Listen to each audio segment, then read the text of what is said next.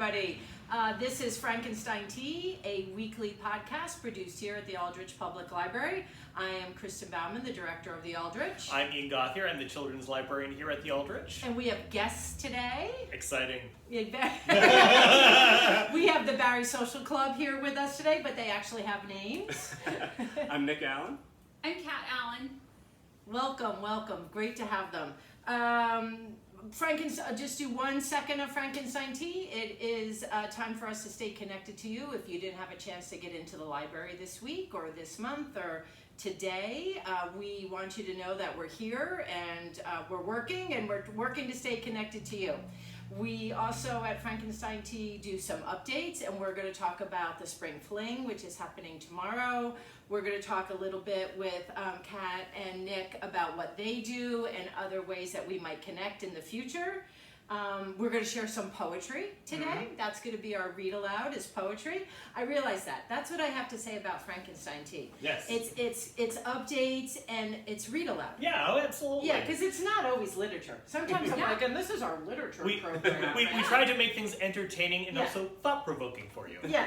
But it's read aloud. But it is read aloud. Yeah, it's read aloud. Yeah. It's all kinds of genres and authors, and it's pretty been a diverse spectrum. So I realize read aloud is really what this program is, and we'll do some read aloud in a bit. And grab yourself a cup of tea or coffee or a nice hot beverage or a cool beverage on a warmer day. Yeah. And just sit back and relax and enjoy. Yeah, take a time out with us.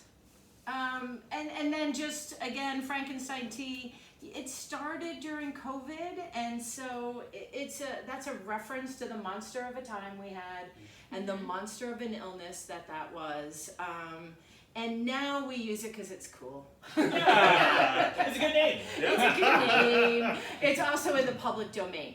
That's it's in the public, something we can read. Yeah. So we're allowed to read it, although I've yet to, but maybe we'll read it chapter by chapter. October. Yeah. October. Well, I think Gothic literature is making a big comeback. Yeah. Anyway, right now. Has it ever gone away?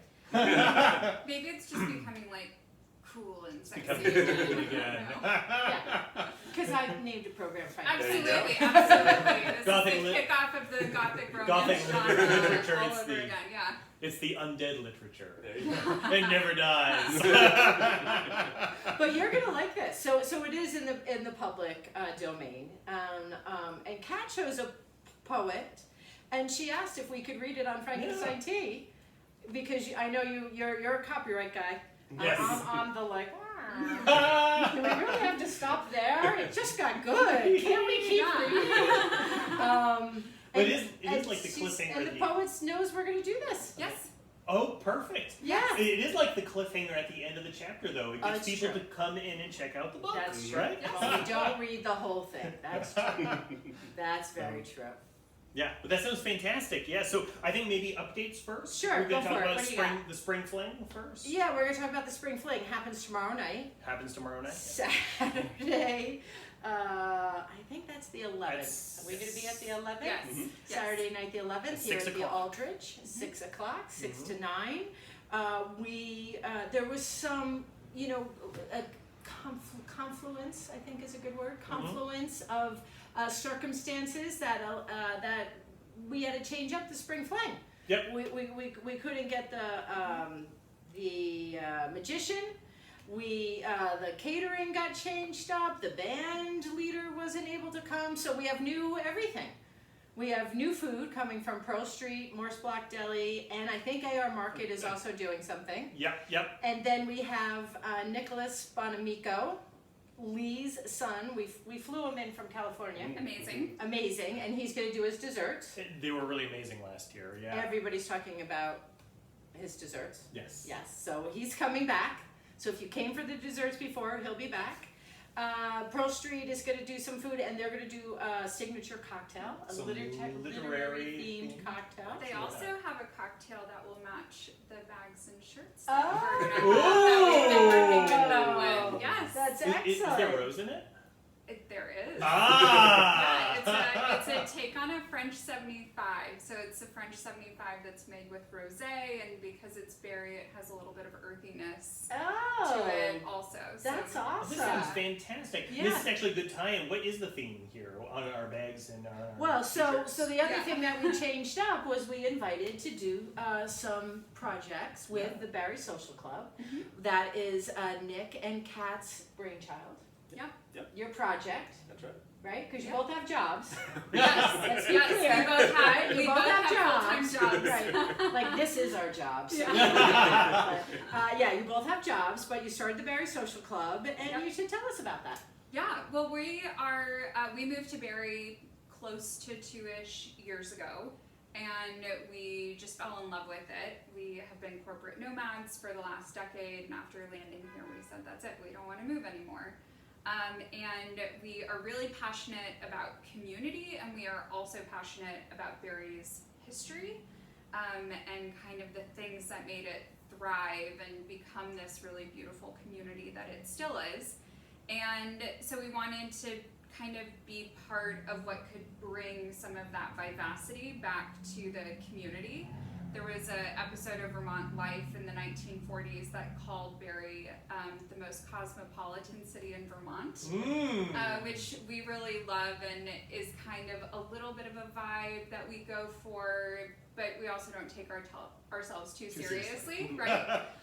So we host trivia at Pearl Street twice a month. We started the Silent Book Club at Tally, where you can, after the library's closed, because we love the library. We love the library. But, at night when the library's closed, it's a quiet place to read with other readers, also with a cocktail. But finding ways to encourage community and uplift our downtown area. Yeah. And making things really cool and fresh. And so we have some things that we're going to be doing here tomorrow for the Spring Fling that are really exciting. We have been making these Believe in Barre shirts that we've had around town for the past few months, and I don't know if you can see Nick's shirt, but this is our newest one in preparation for Pride. It's beautiful. That's It's our makers at Yipes did a really wonderful job in this special rainbow ombre screen printing that they literally painted on each shirt, and we're really in love with how it turned out.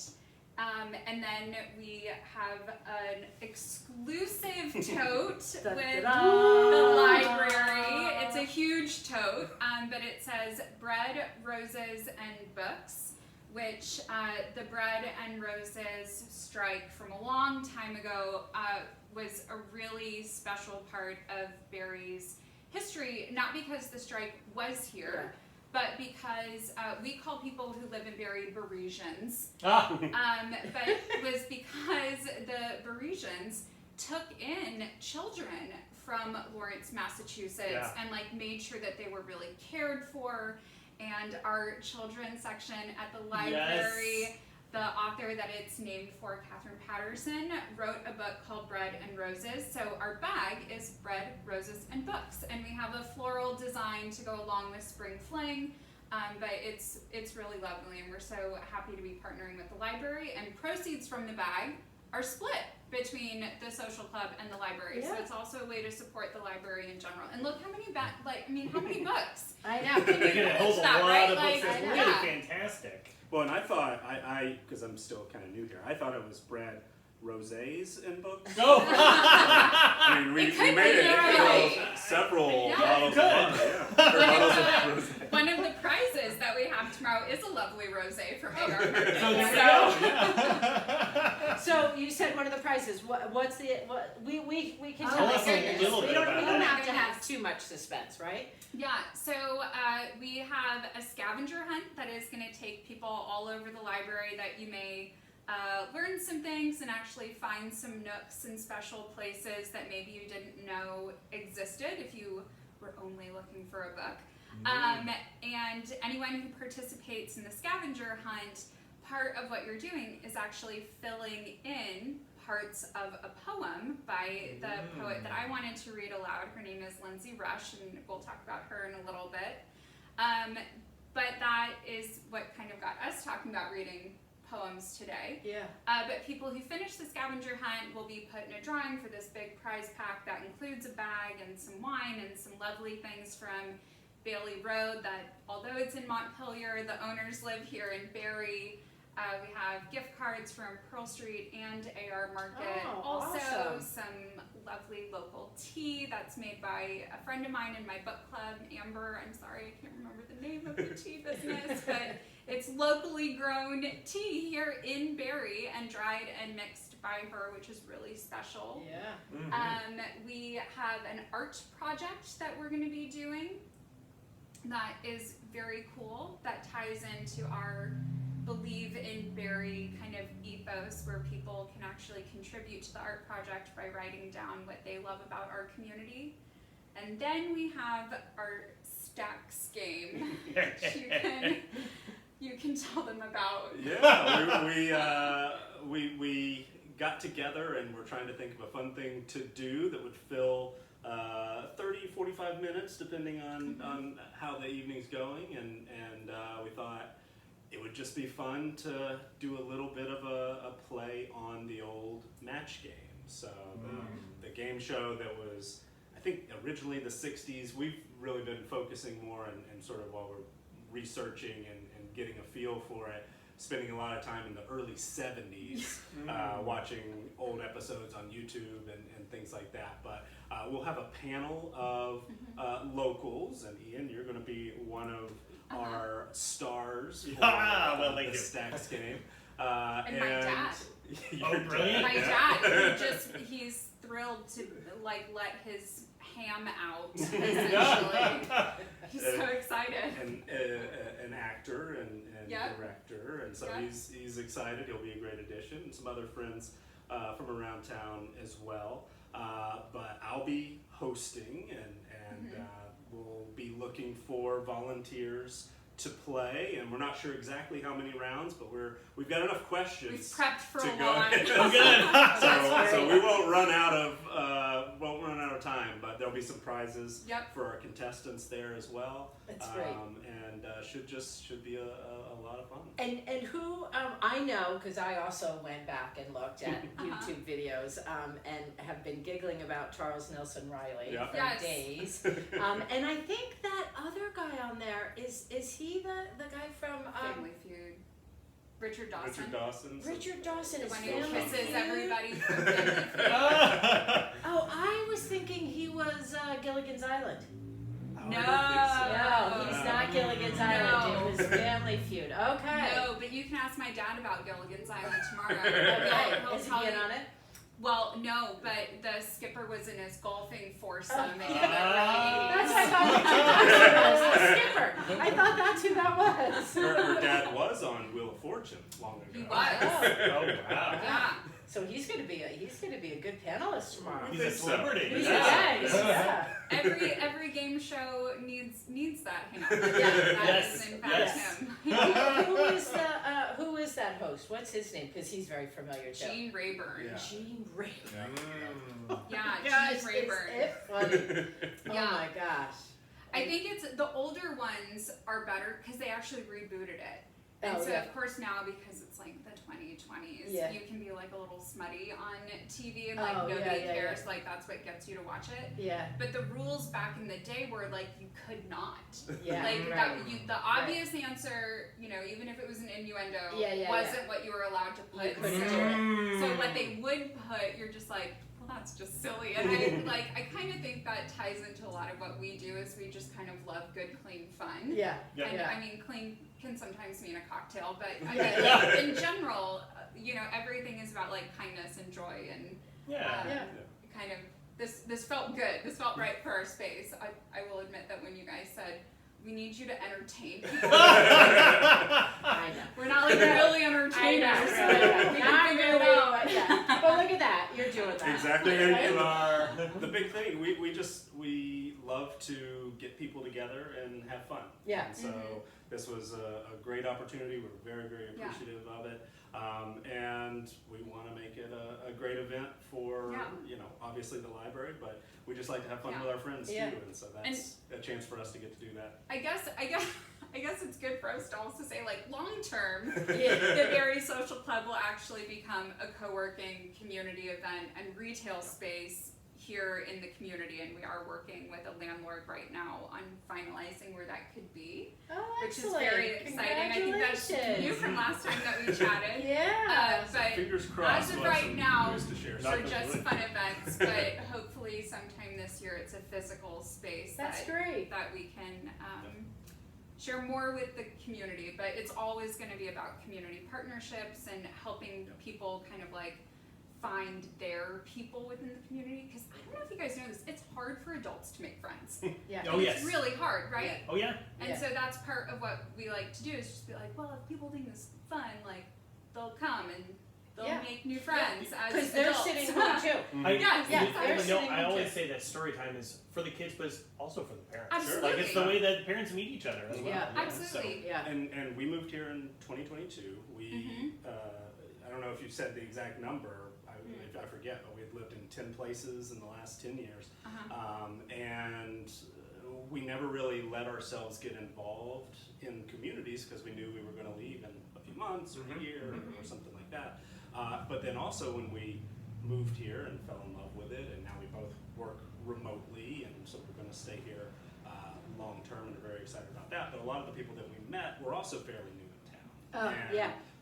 So, you know, one of the things that we're really looking forward to doing is providing a space where people can come to events, meet new people, whether they're new in town, whether they've been here their entire lives. But we're really hoping to continue to build community and be part of that. And we want people to find that here in Barre, like not think that they need to go elsewhere. Even in the state to the next town over. That's right. Even to that over there with that library. It's just so beautiful. I don't think it's got anything Have you on us. seen the Aldrich?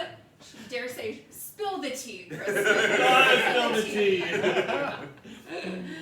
And so, you know, I'm new in town, but people are getting to know me. Some through this program, some because I'm visible 5 days a week here in this building. But you know, those are all things we connect on. Right. That's how that's what I bring to librarianship. This idea of community and how we can actually build healthy communities. Absolutely. You know, that happens.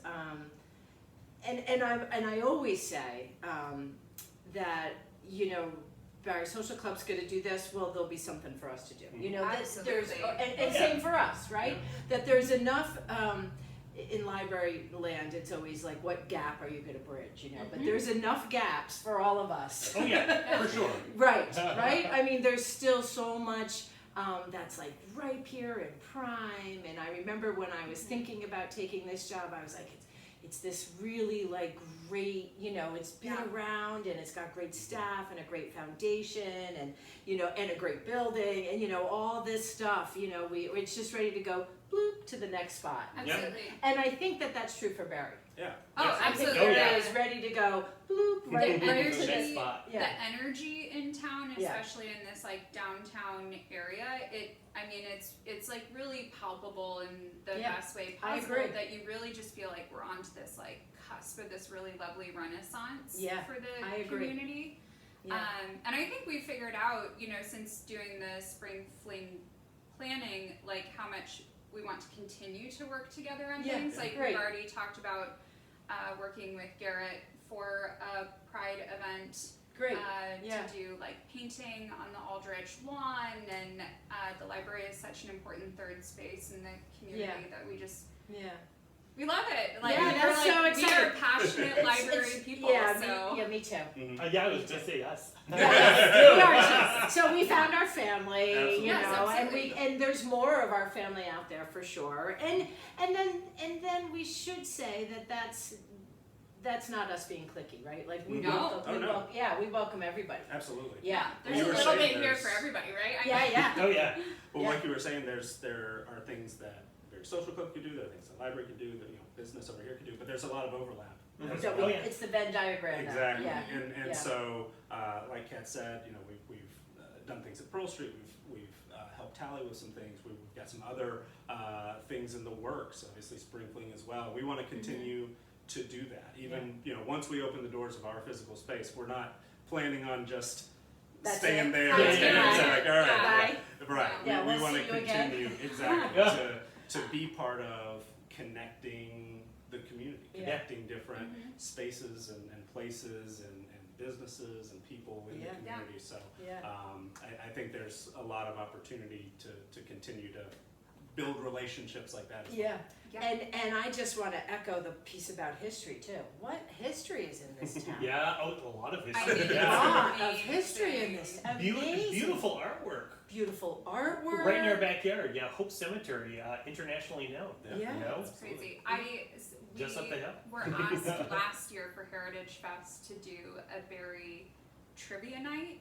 I don't know that I could come up with a new set of 16 questions about Barre where you wouldn't need like multiple choice answers, but I did spend probably like 2 months in all of my free time up at the History Center, just like pouring through old documents and pamphlets. And one of the things that resonates with me that I love so much is there used to be a twice a year, so a biannual flower show that had dozens of events like per show, that there were enough people in town that were going to enter their flowers into a show that they needed dozens of events to like really? segregate them. It is amazing. And the History Center has all of these programs from like the very turn of the century that like outlines all of the people that participated in them and what these different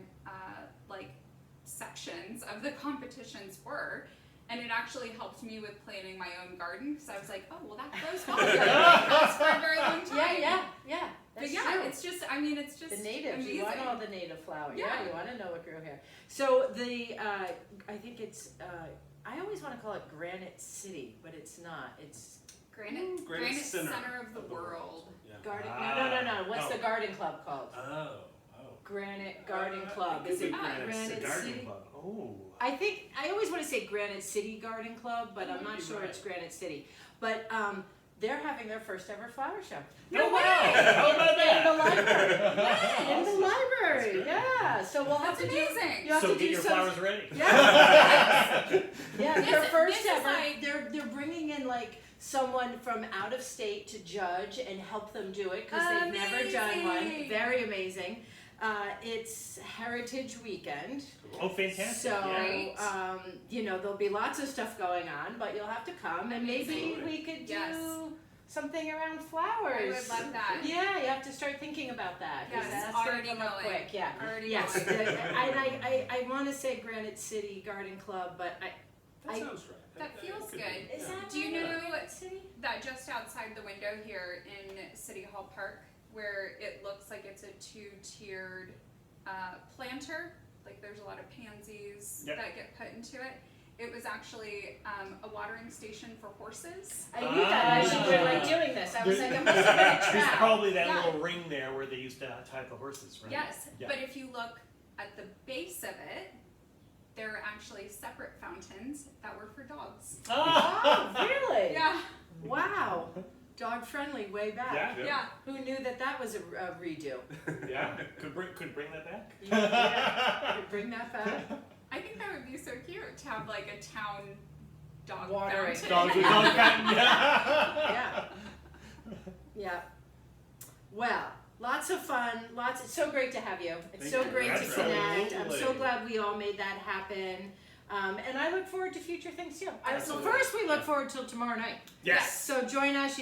There are tickets at the desk right now. There are tickets online with a QR code on our website, and you can pay cash, check, or card at the door tomorrow night as well. Perfect. But you'll be able to take cards tomorrow. We Yep. will. Yeah. So Yep. bring something to budget with because you're gonna want a bag. You're gonna want Yes. a souvenir. Mhm. We're just releasing them tomorrow. Yep. Here we go. And Exclusive. the bags will only ever be here at the library. Yeah, and they're gonna go quick. Yeah. Yeah, they're gonna go quick. So it's all great. Thanks so Yeah. much. Yeah. All right. Yeah. What other announcement? So that was one That announcement. was one announcement. Boy, Well, that was the we big better one. get it Yeah. together here. Mine will be really quick. So Okay. next Thursday, Thursday the 16th at 6 o'clock p.m., we have our annual Milk and Cookies Night for kiddos. It's a evening story time for kids ages birth to maybe 7 or so, and we have some special VIP readers. We have Brenda Waterhouse from Barre City Elementary. She's the principal there. We have Elizabeth Brown for Barre Town School, and Kristin Martin for Montessori School, and Kay Cronin for St. Monica St. Michael's. So yeah, kids are invited to come with their parents or their caregivers. They are responsible adults, and bring your snuggly, come in your pajamas, and enjoy milk and cookies while you listen to your principals read their favorite stories. And every kid gets a free book. So yeah, it's a great event. So next Thursday, 6 o'clock p.m. Great. You did good. You remembered all those names. Oh, thank you. I know. I was like looking around for your note. I was going to pass it to you. Jeez, we have to keep little notes here. All right, let's see. I picked a date for the next book club. The book is Northwoods by Daniel Mason, and we'll discuss it on Thursday the 30th at 5:30. It's really fabulous. It's really fabulous. It's so good. Yeah, that was highly recommended to the book club. I'm gonna say, get past the part where you start to think it's a little weird, because it's worth it. Okay. All right. Good to know. It's gonna take a little turn early. It's not bad, but you're just gonna be like, what? Yeah. Just keep going. Just keep going. Okay. Just keep All right, going. sounds good. You know, did you read that Poisonwood Bible? Oh yeah. Yeah, right? And I was like, geez, I didn't know I had to write to page 483 to like this book. I remember thinking that. Burn. Yeah. I was thinking late 400s. I'm like, oh, I like it. That was back in the days where I would read until, now I'm like, eh. So it's good to know. Stick with it. Yeah, just stick with it. Stick with it. Okay. It is really great, and reading it is wonderful. I think it is a little lengthy. I did listen to it. Okay. The narration is gorgeous. Okay. But we also own the book because it's really pretty. It is. It's very It's pretty. really pretty. Yeah. So, Yeah. if you're like hosting a book club at your house, it's fun to have like lay down on your There table you too. go. Which is really another fun tip for the library. Good for book displays. Yeah, like, Yeah, it's a rent a book display. Yeah. Take it home in your bread and roses. Yeah, There you go. Take home this, like your fate. There are libraries that rent out art. Yeah. For sure. Oh, nice. So we could do book Book displays. displays. Oh, boy. There's an idea. Right Coffee there. table. Do you get a coffee table? Right, too? right. Put that under there. All right, and then my last announcement is we are the Rock City beneficiaries. Yes, is that how that's we say right. that? On Yep. Friday, May 31st, Rock City will be performing at the Elks, and that money from that concert will go to Ian's program. Woohoo! To the children's program. To the Yeah. children's program, yeah. It's exciting. It is exciting. Yeah. Yeah, just in time for the summer program, which is coming up. So yeah, we'll maybe plug the summer program in a couple of upcoming Frankenstein Teas. Yeah. Yeah. Let's do Spring Fling. Yeah. Let's get through that. Well, shall we read a little poetry? Let's read What do some you think? poetry. Yeah. Well, okay. So, Kat had a poet she wanted to pick, and I think Yes. I think you told us it's the poet for the scavenger hunt, or Yes. now am I Yep. telling too Yep. much? Or No, okay. no. And that's totally fine. I'm not going to share that poem because Okay. I want people to be surprised. The way that we've kind of unraveled the poem for the scavenger hunt, I think people will be like, oh, this is a normal poem. And then at the end, they'll be like, oh, this is funny and quippy, which is exactly how Lyndsay Rush is. Okay. I think she really speaks to me because I've been told throughout my life, like, maybe you're too bold or like dial it back. And as I get older, I find that like really where I'm happiest is where I am my most authentic self. And her poetry really speaks to me that way, and it is funny, and it has, like great messages without taking itself too seriously.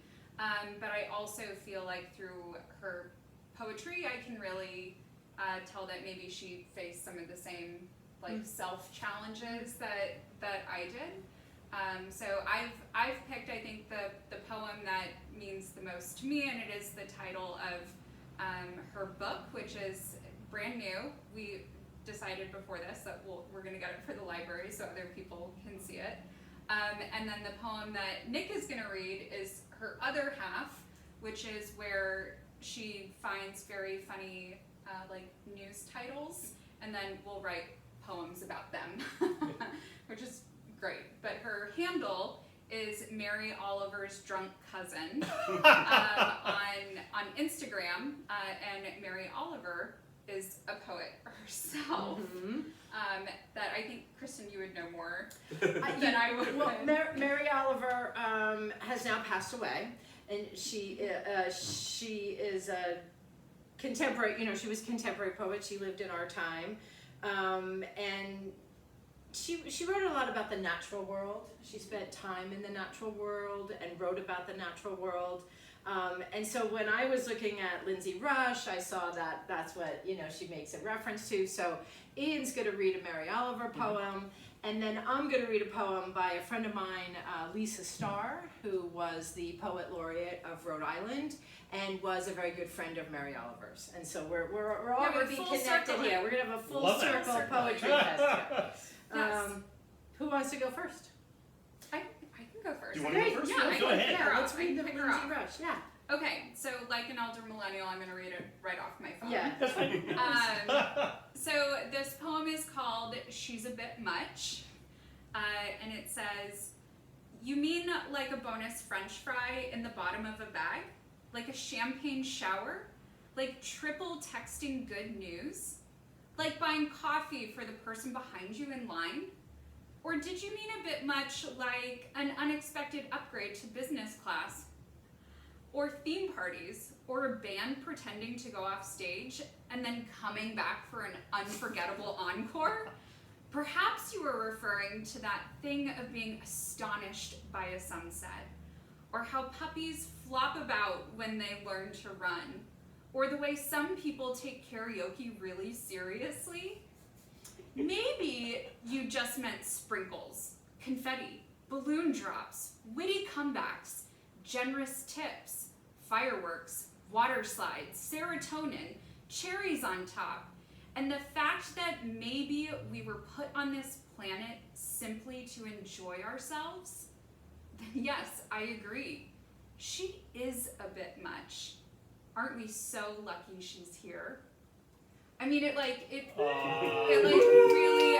I get like goosebumps on my cheeks reading her. Yeah. And it's empowering. It tells you, you know, like, don't take yourself too seriously, but like if you want to be a bit much in any facet of your life, go for it, because so many things are a bit much and they're wonderful. Things that we love. Things that we love. Things that we love. That was a great choice. That was. Thank you. I really enjoyed that. Thank you. Yeah. So this is our second one to show her lighter side. I'll pass that to Nick. All right. And I do have to admit, this is brand new to me. Yeah, it's a cold read. But I'm a fast fan. So, about 500 pounds of pasta was found along a stream in New Jersey. It's the title. That's the title. And you think your dreams are too big, too strange, too, forgive me, impossible? If a quarter ton of noodles can swim upstream, so can you. If spaghetti and macaroni and ziti can beat the odds, they're not alone. And if this unexplained carby miracle puts a fire in your belly to follow your whimsy, down to the river for a nonsensical feast, you don't need to think too long or hard about it. You just have to bring a fork. You just have to show up hungry. Just so good. Oh, that's So great. good. Is that actually based on a real? It is. Real Every time that she writes a poem about one of the headlines, when you swipe, you actually see the headline, and this one is just like a massive amount of pasta that is like in the forest somewhere. There are weird headlines, weird things Right. that happen. Yeah, and so half of her Instagram is, you know, work like I shared, and the other half is like this one. Like there was one that was really big around Christmas time about a tree in Central Park where you can remember your animals every Christmas, and that's kind of like a blend of both because it's very sweet. Yeah. And one about penguins mating for life, and she's just really wonderful and approachable, and I have messaged with her a few times back and forth if I find a headline that I think, you know, she should tuck away for a later day. And she was very excited for us to be sharing her work on Frankenstein Tea today. So that's thank great. you, Lyndsay. Yeah, thank you, Lyndsay. Thank you very much. Come to Barre. Yes, Yes, come on. We'll Yeah. do a really good program for you. Yeah. We commit to that. The four of us will really make it happen for you. Yeah, Come to Barre. Yeah. So who's next? Are we going to go around the circle? You wanna do- go, you want do me to go Mary next? Oliver, All right, yeah. Mary Oliver. All right. So this one is called Wild Geese. You do not have to be good. You do not have to walk on your knees for 100 miles through the desert, repenting.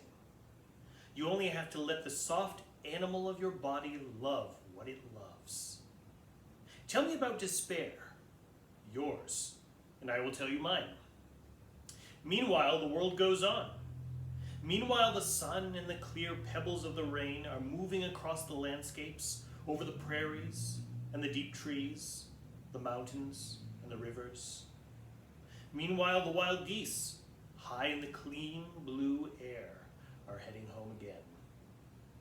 Whoever you are, no matter how lonely, the world offers itself to your imagination, calls to you like the wild geese, harsh and exciting, over and over announcing your place in the family of things. It's really lovely. Yeah. Mary Oliver, Wild Geese. So someone does this. There's a famous reading of this, and he says, "You do not have to be good. You do not have to walk on your knees." And then he repeats it. You do not have to be good. You do not have to walk on your knees. You do not have to be good. You only, what does it say? You only have to let the soft animal of your body love what it loves. Well, that's fantastic. It just drills that. You do not have to be good at home again and again. I don't know who it is, but you could find that. File this away for the next poetry Yeah, slam. there you go. Yeah. Oh yeah, right. Yeah. Okay, so, and then I have our last poem of the day is by Lisa Starr. She was the poet laureate of Rhode Island. She continues to live in Rhode Island. She raised her family on Block Island, which is where I've most recently come from. And this, you know, you're talking about getting a little teary. This, I think I can get through this, but this is definitely about where she lived on Block Island, for sure. What it takes. All it takes is one blue rowboat tied to a buoy, and its reflection and this moment for me to go remembering everything. Then a murmur, the sound of water lapping, the breeze snapping, and the way the leaves resist the letting go, or don't. The wheels of a bicycle soaring downhill with some gravity-glad rider, all of it complicit. What I'm talking about is the sheer, shimmering faith of the rope that connects the boat to the buoy, and the hands that tied the knot, and the fathers who teach their sons and daughters these simple things I see all day, and sometimes not at all. Moments like this become miracle, oracle, and my heart knows again that the whole world, this one, is just my own face in the mirror. And I know that I am the boat, and the buoy, and the rope. And like faith, that holy smoke, I am brilliant, and bobbing, and blue. Lovely. Really evocative. Yeah, Wonderful Lisa imagery. Starr. Yeah. Lisa Starr. Thank you, Lisa, for the copyright permission there. She used to hold a poetry fest in her backyard. She ran an inn on the island, and she lived on a pond, an ocean pond, you know, an inlet. And she had this awesome poetry fest in her backyard. And she stood up one day and she said, I was trying to write a poem about the sun like diamonds on the ocean. She's like, but it's really just the sun like diamonds on the ocean. She's like, that's what it is. Oh my God. And she was so fabulous. And she just like went off scratching her head. I tried, but it's really, what else can you say? Yeah. You know, it's just the sun like diamonds Very on the William Carlos Williams, actually. Yeah. She was a good one, Lisa, yeah. Fantastic. Yeah. Well, we'll put these poets down in our description of the video, Yep. so you can go and look them up yourself. Yeah. Correct. All right, so the last thing we do on Frankenstein Tea, if you'll indulge us for a moment, Yeah. is, well, maybe we should do a little game. Maybe we should do a quick just one quick little game. So we do a little mental health check-in, right? We like to say to the audience that, because again, this is a COVID carryover, but I like it. It's important, and I think it's important work that we do. And this is Mental Health Awareness And it's Month. mental health. May is Mental Health Awareness Month, right? So we come from a place of no stigma, no shame, and we like to tell people. And I'll do this list quick, and then we'll ask these two a question. Okay. Have you showered? Have you brushed your teeth? Have you eaten a good meal and drank enough water? Have you gotten fresh air? Have you exercised? Have you thought kind thoughts about yourself and others? Have you talked to a friend or a family member? Have you read a good book? Have you read a good book? Or poem. Or poem. Yeah. Right. And so we offer those as suggestions. If you find anything in there difficult, please reach out to someone that can help you. If you find one of them slightly challenging, maybe you challenge yourself and do it. By no means do we proclaim that we are, therapists, but we just offer that as a check-in, right? Because we need to check in with ourselves, or maybe you're checking in with your family member and like, I wonder when the last time my uncle took a shower was, or I wonder what's going on with my mom, that she's, behaving or not eating her food. Whatever that looks like in your life, we offer that to you, again, with no stigma, no shame, and we hope that feels good. So here's your question. Okay. What do you do to keep yourselves mentally healthy? Oh, well, I am a big fan of therapy life coaching. I partly just because I like the app better. I use the Better Up app to talk to my life coach twice a month. She lives in Spain. She's the person who's randomly assigned to me, but my journey to authenticity actually is because of her. That is her focus, and I've been working with her for 2 years, and it's been really life-changing. And sometimes we have a lot to talk about, sometimes we don't have much to talk about, but it's our schedule, it's our process to check in with each other twice a month, and that's great. Yeah, it has changed my life. So thank you so much for sharing that. Yeah. That's excellent. Let's try to top that. Ooh. Set the bar high. Yeah. No, that's quite all right, and I love that you do it. Yeah, really, my mental health helps his mental His how does he stay mentally healthy? Makes tactic to that point, man. Yeah. Puts that on the fridge.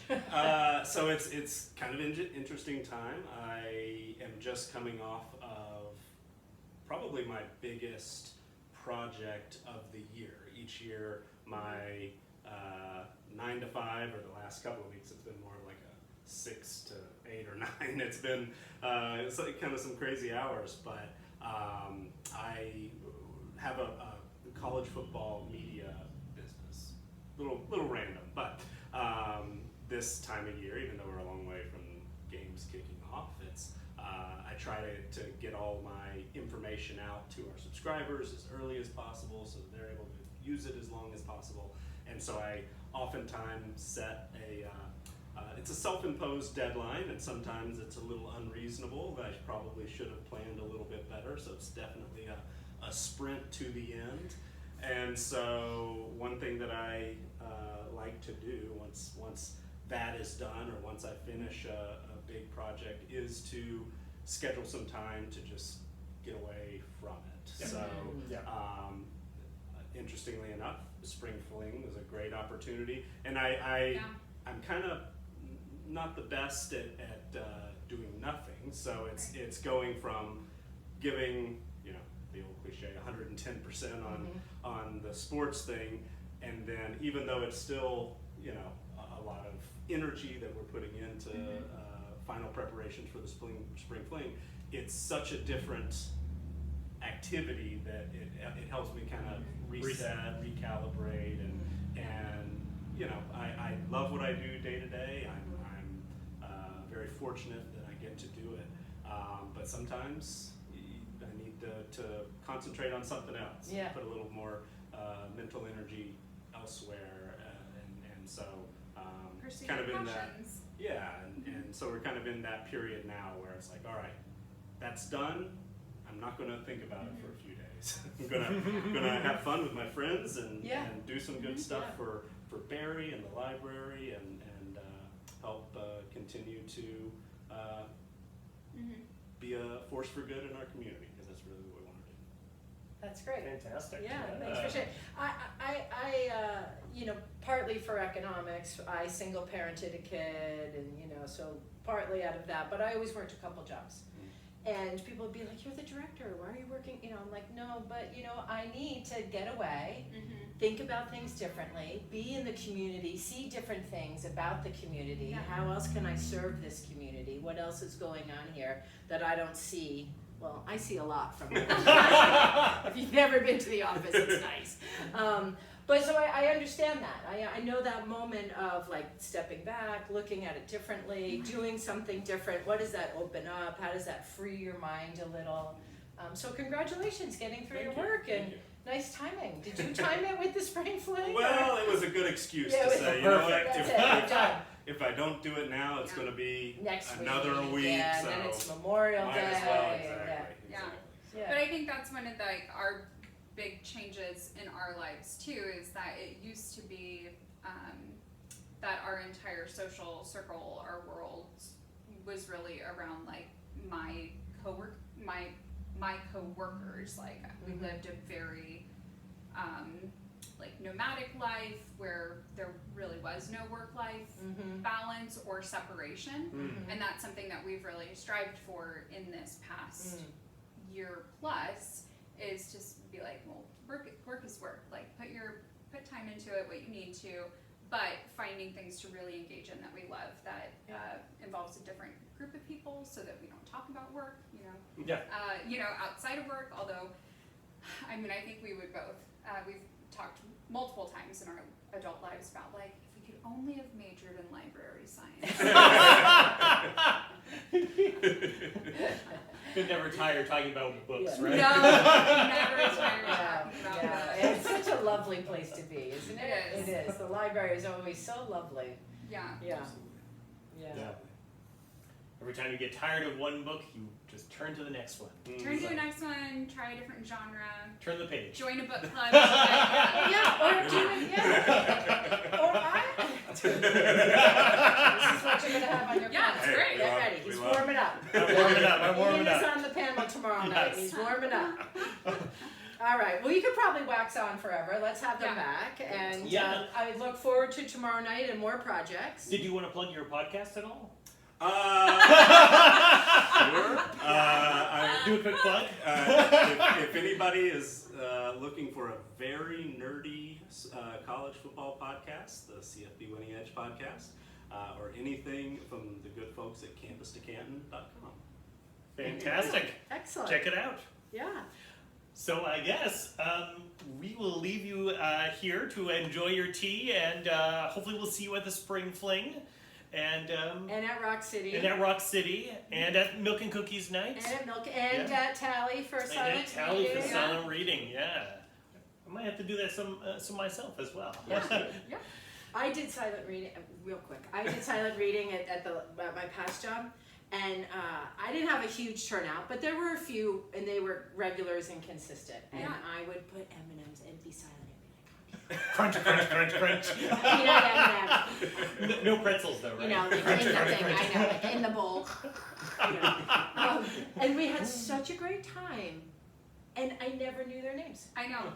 I never learned their names. Yeah, they would say, "Thanks so much, we'll see you next week," and they'd walk out, and I'd always be like, "Well, wait, what? Hi, what?" But it was wild. Yeah, for some people, it's just really comforting to just be around readers. People, it is kind of like your group. We wanted to do something that was a consistent community event that was also neurodivergent friendly, where people would find that it was a safe space for them to come. We always share that Tally also has non-alcoholic drinks, so it's not like you have to come and drink. You also don't have to be 21 to come. Like you can nice. come and participate. And they have a pool table. Right. Well, and they're pool great tables about they are silent during Right, Silent Book Club. they don't- So there's actually like very chill music. It is a very lovely atmosphere. The decor in there is really nice, but the pool table and the shuffleboard are silent. During So book that's club. really nice for certain That's true. Yes. emergencies, Yeah. right? Like Yep. the Yeah. quiet and the Yep. introvert. Yeah. It's a very intentional time. Yeah, I Mhm. know. I love that program. That's great that you're doing it. Trivia at Pearl Street. And trivia, Trivia at Pearl Street. Street. Talking Yeah. about very much on the other end of the spectrum. Yeah, screaming, Not- yelling, not competitive, right? Right, Yeah, right. like So- elbowing each other out there. Yeah, Silent Book Club is always the first and third Mondays of the month, and trivia is always first and third Thursdays of the month. Excellent. Yeah. Great. Well, thanks so Thank much for coming. Thank you. Yeah, for thank you having so us. much for coming Yeah, to yeah. the library today. We gonna pull that off? Yes. So until next week, stay safe and keep reading. Thanks for coming. See you again.